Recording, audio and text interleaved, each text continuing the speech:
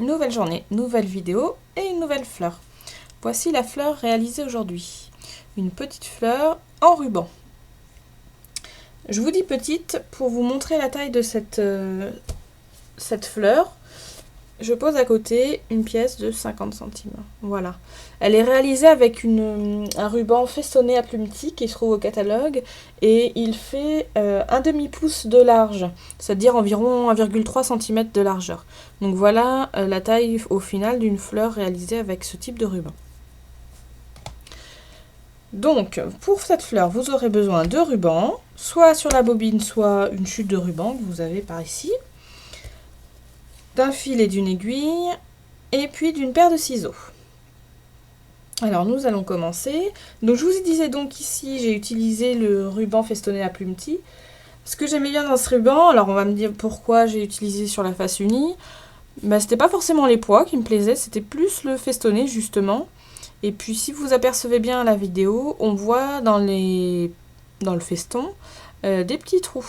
Donc c'est l'aspect sympa du ruban que j'aimais bien, pour ça que je l'ai utilisé. Il vous faudra aussi pour la finition une petite attache parisienne ou un bouton comme vous le souhaitez. Donc pour commencer, on va recourber déjà le bord de notre ruban pour éviter qu'à la fin, quand on va relier les deux bouts du ruban, qu'il y ait les petits bouts de fil qui s'effilochent. Hein. Donc cette fois-ci, je vais réaliser ma fleur du côté des pois. Donc j'ai au préalable fait un joli nœud, même plusieurs petits nœuds au niveau de mon fil. Et puis là, le truc sympa du fait qu'il y ait des trous du feston, dans le feston, c'est que je me base sur ces trous pour faire une couture régulière, tout simplement. Donc là j'ai fait mon point de départ. Hop. Je vous montre ici. Hop, mon fil que je ne me prenne pas dedans.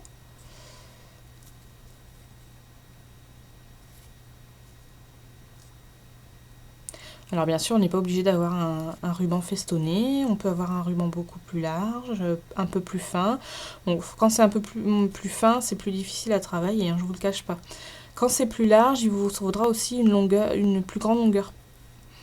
Plus de longueur de ruban, puisque à la fin, le but étant de tout froncer pour pouvoir fermer notre fleur.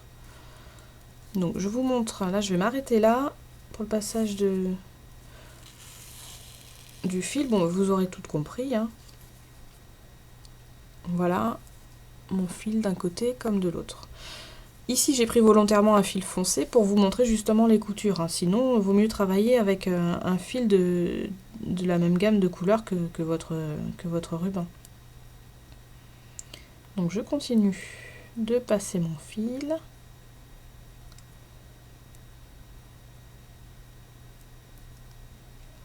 Hop. Et voilà.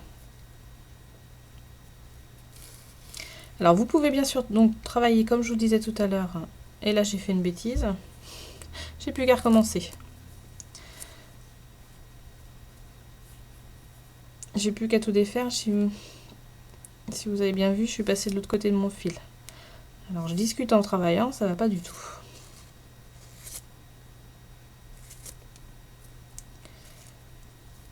Hop.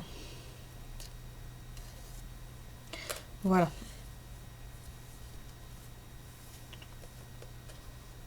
Alors je vais continuer. Donc je vous ai parlé du fil donc de la même couleur que votre ruban. Je vous ai parlé du ruban qu'on pouvait utiliser plus large. Au niveau du passage de votre fil, vous pouvez faire des passages plus petits. Vous aurez plus de fronce du coup.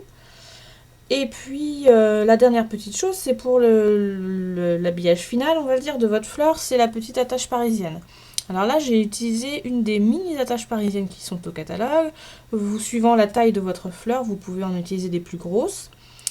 Vous verrez qu'à la fin, plus votre ruban va être large, et si vous faites des fronces assez grosses, votre trou au centre, quand vous allez relier votre ruban, va être large. Donc là, il faudra peut-être mieux utiliser un bouton. Ça fera plus joli. Vous pouvez aussi bien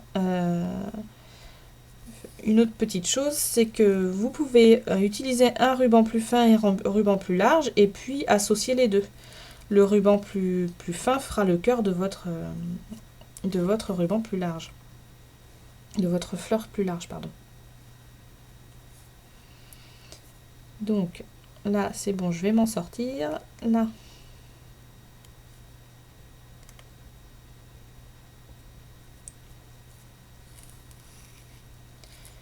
Tac. Donc, là, tout est ok. Mon fil est passé. J'ai juste à tirer pour froncer ma fleur. Alors, si vous prenez du fil fin, attention, hein, ne tirez pas trop non plus, hein, parce que vous risquez de casser votre fil. Ce serait dommage de tout recommencer. Donc, je vais la froncer jusqu'au bout.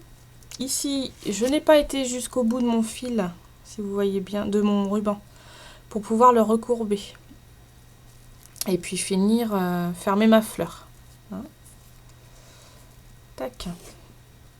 Donc je le recourbe et je vais venir du coup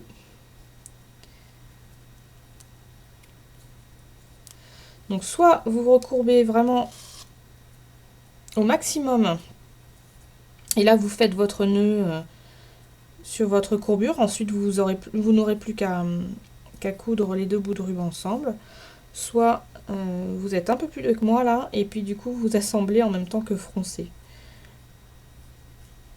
Hop. Moi, je prends pas de risque, je fronce et je fais mon nœud.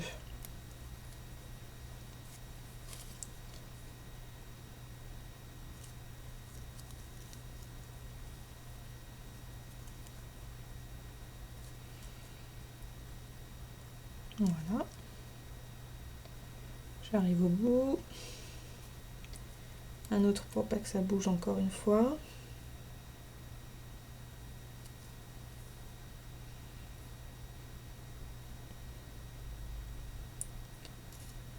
Et ça devrait être pas mal comme ça.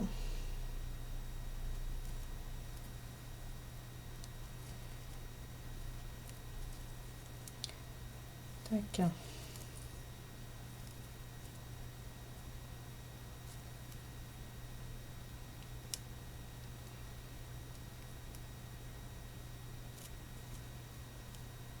Décidément, on ne veut pas venir ce fil.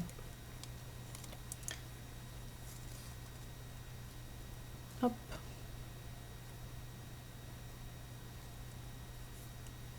Donc vous pouvez aussi très bien le faire avec des chutes de tissu, hein, si vous n'avez pas de ruban sous la main. Vous pouvez faire des petites, quand vous avez des coupons de tissu qui vous restent, vous coupez des petites longueurs dedans, vous mesurez à peu près la largeur, et puis vous faites la même chose avec un bout de tissu, il n'y a pas de souci. Là, enfin, j'y suis arrivée. Et maintenant, il ne va plus qu'à me rester à coudre, en fait, les deux parties en même temps.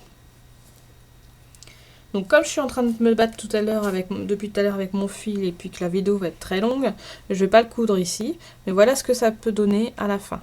Du coup, moi je pense que je vais l'utiliser côté des petits pois cette fois-ci. Voilà, à bientôt!